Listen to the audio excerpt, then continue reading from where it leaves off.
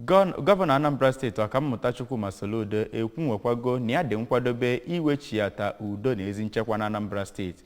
Gọvanọ kwuru nke a na St. Joseph's Cathedral Ekwulọba ebe o jere o sonye na Jamisa elekere 11 nke ụtụtụ akara na nkwekọrịta ndị eji okwu ha agba izu kwekọrịta na Satọde n'Ọka banyere iweta iwu onye apụtakwa n'ilo kwa Mọnde n'isi njedebe. Onye nta akụkọ anyị n'obu gọọmenti bụ Valentine Mbadowa ga-akọtọpụrụ gị akụkọ a.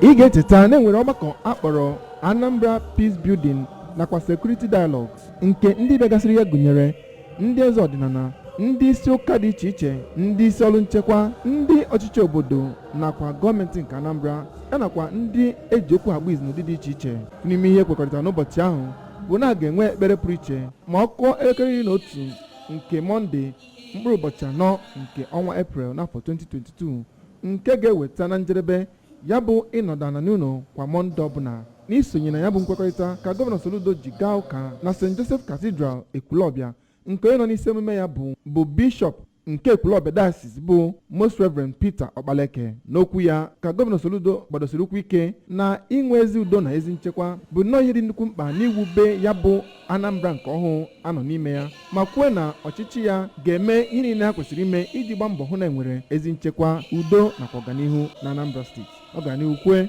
na ndị otu IPOB bụ nnọọ ndị nke gagoro na mbụ wee kagbuo ya bụ ịnọdana n'ụlọ, ma kwue na onye ọbụla gara n'ihu na-ekwu na a ga na-eme ya bụ onye na-echere Anambra steeti aka mgba. Gọvanọ Soludo gara n'ihu kwue na ezi nchekwa bụ nnọọ nke na-eweta ezi agamnihu obodo ma kpọkue ọhaneze ka ha jikọọ aka ọnụ hụ na ewetara udo tọrọ atọ na Anambra steeti. Bishọp Peter Okpaleke na mbụ toro gọvanọ Anambra steeti maka mbọ na-agba ịhụ na enwe ezi nchekwa na Anambra, ma kwuo na ndị mpaghara ahụ ga-agba mbọ isonye na iwu gọọmenti tiri ma kpọkuo gọọmenti ka agba mbọ hụ na akwalitere ezi nchekwa na mpaghara ebe ahụ.